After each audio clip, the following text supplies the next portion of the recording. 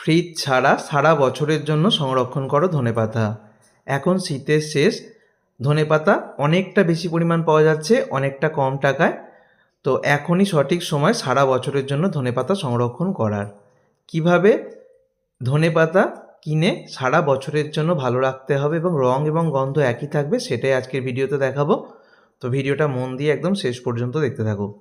ধনেপাতা সংরক্ষণ করার জন্য বাজার থেকে কম দামে অনেকটা বেশি পরিমাণ ধনেপাতা কিনে নিয়ে চলে আসবে। তারপর খুব ভালো করে জল দিয়ে ধুয়ে এক্সট্রা জলটা ঝরিয়ে নেবে।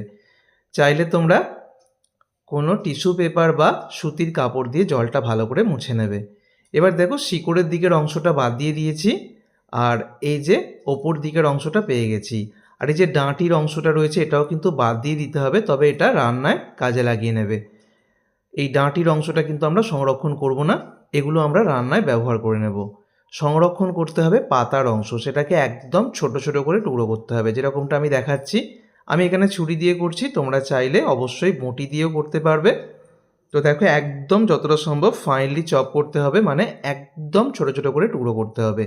যত ছোট ছোট করে টুকরো করা যায় ততই ভালো হয়। তো এখানে আমি কিছুটা দেখিয়ে দিলাম। একইভাবে আমি সব ধনেপাতাটাই কুঁচো করে নিয়েছি। আবারও বলছি, ধনেপাতার পরিমাণ কিন্তু এখানে বলছি না, এর নির্দিষ্ট কোনো পরিমাপ নেই। পরিবারের সদস্য সংখ্যা বুঝে তোমরা যত বেশি সংখ্যক ধনেপাতার আঁটি কিনে এনে ধনেপাতা সংরক্ষণ করতে পারো। ধনেপাতা একদম কুচি করে নিয়েছি ছোট ছোট করে, তারপর দেখো একটা সুতির কাপড়ের উপর বিছিয়ে দিচ্ছি।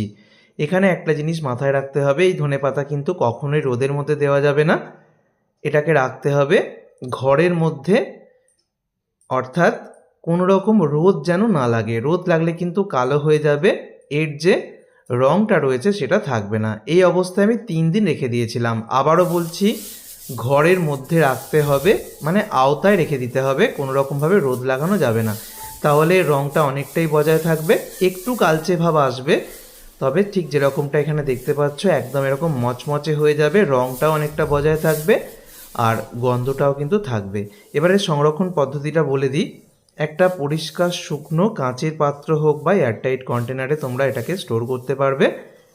কোনো ফ্রিজে রাখার দরকার নেই, যেহেতু এগুলো ভালোভাবে শুকিয়ে গেছে।